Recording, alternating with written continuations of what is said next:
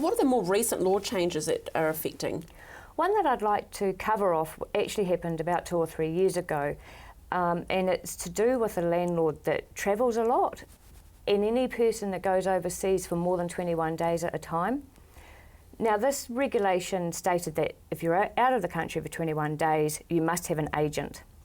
Now, that sounds quite scary, and it was used as a sales pitch by property managers after the event. But just to clarify, the word agent in this case doesn't mean a professional property manager. But you must make sure that your tenant has a telephone number that they can ring in New Zealand 24 hours a day, 7 days a week, and that that person is prepared to pay up if any maintenance needs to get done during that period that the property owner's away. Again, if they don't, they can be fined, and ignorance or saying I was out of the country is not an excuse under the law anymore. And again, I'll say it again, if you had a property manager, that takes all that stress and anxiety out for yourself and also for your tenant. That's right. Smoke detectors. I unfortunately went past a property that went up in smoke. Actually, 2 days ago, there was no smoke detectors, and it was a rented property to students. Wow, yep. So as of July this year, the Act clearly states that smoke detectors must be in place.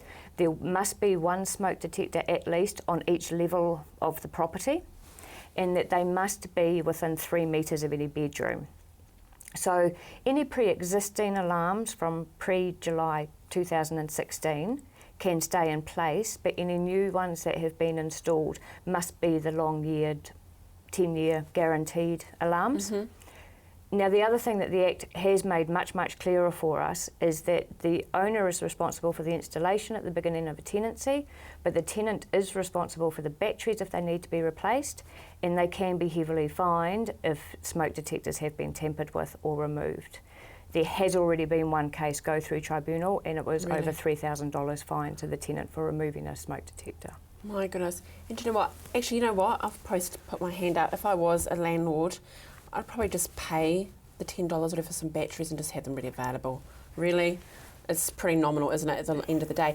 Insulation, we have some homes that we could probably see the cracks as far as insulation. Absolutely. So as of July this year, any tenancy agreement must have written in there the level of insulation that exists, just so that it's clarifying and the tenant fully understands what insulation is around. From July 2019, there are some specifics that have to be maintained. And those are readily available online to find out exactly what those regulations are going to be. So our suggestion is, at the moment, there's a lot of companies out there that are doing free house appraisals. It will cover off all sorts of health and safety things of your property. But get that underway, get an idea of what you're looking at so that you can budget over the next 2 years to get these things in place. That's great. But I think, end of the day, what we need to, if we've got any questions, and we do love the idea of having a property manager, we should get in contact with you and just have that conversation about what we need to do. Absolutely. And you've made it easy.